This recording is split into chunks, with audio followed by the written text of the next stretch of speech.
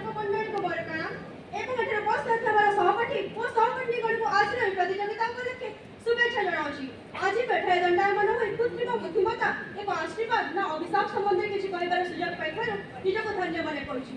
तेबे कृत्रिम बुद्धिमत्ता कहिले कोन यह मुख्यतः एक गणमाध्यमर भूमिका को बुझाई थाए। गणमाध्यम कहिले कोन गणमाध्यम कहिले मुख्यतः छगोटे एक सूत्र को वर्णना करछि जथा किए काहे केउठी केतेबेले किपरि ओ कोन एई समस्त विषय को जी सठिक भाव में जणाई दिबे ताहा होछि कृत्रिम बुद्धिमत्ता।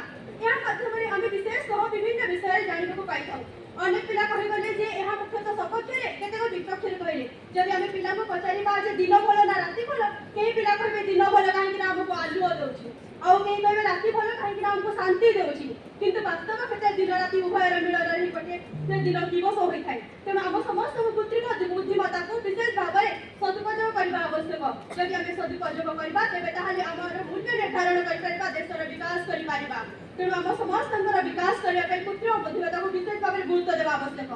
आमे 2 वर्ष धरि कोरोना समय पीड़ित रहिथिले एवं आमे शारीरिक भाव में उपस्थित होई पाइ नथिले किंतु एही समय रे एही ऑनलाइन माध्यम रे आमे शिक्षा ग्रहण करथिले एवं अनेक पिला अनेक शिक्षा ग्रहण करि विभिन्न प्रकार उच्च पदवी मध्ये हासिल करछथि। तेबे ताहाले आमे कोन कहि परिबा जे कृत्रिम बुद्धिमत्ता एम पई एक अवराध किबा हम पई एक अभिशाप ना आमे कहि परिबा नाही। वर्तमान युग होछि विज्ञानर युग विज्ञान बिना आमे आगो को देखि परिबा नाही। तेणु विज्ञान को साथी रे नै आगो को चलिले ही आमे आगो को पद बढ़ाई परिबा।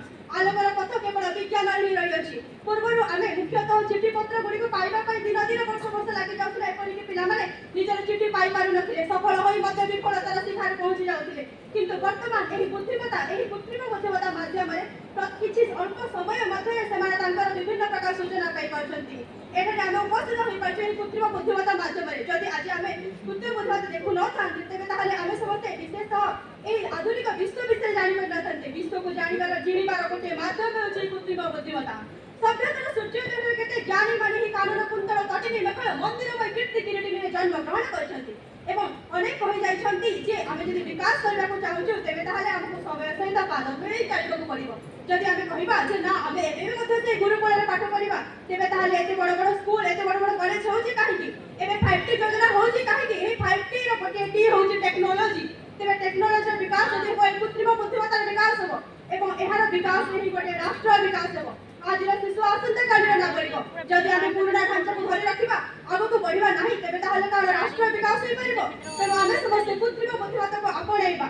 माध्यम केवल माध्यम होय थाए एहा भलो किबा खराब होय थाए जे पर्यंत आमे एहा को ठीक भाव में व्यवहार करबा सदुपयोग करबा तेबे ताहा एहा हमको निर्धारण करबा पाइबो जे एहा भलो किबा खराब। तेणु आमे समस्त एहार एभली व्यवहार करबा जहा माध्यम रे कि कृत्रिम बुद्धिमत्ता एक श्रेष्ठ माध्यम भाव में परिचित हेबो एवं हमर विश्व को एक श्रेष्ठ विश्व रे परिणत करबो एवं भारत जो विकासोन्मुखी देश रे परिणत होई जे ताहा विकसित राष्ट्र परिणत होई पारिबो। तेणु शेष रे कहबा को चाहिबे जे अन्य कथा सिना कहि हेबो नै निज कथा हेबो कहि गोटे गोटे बदली गले बदली जीव हेबो।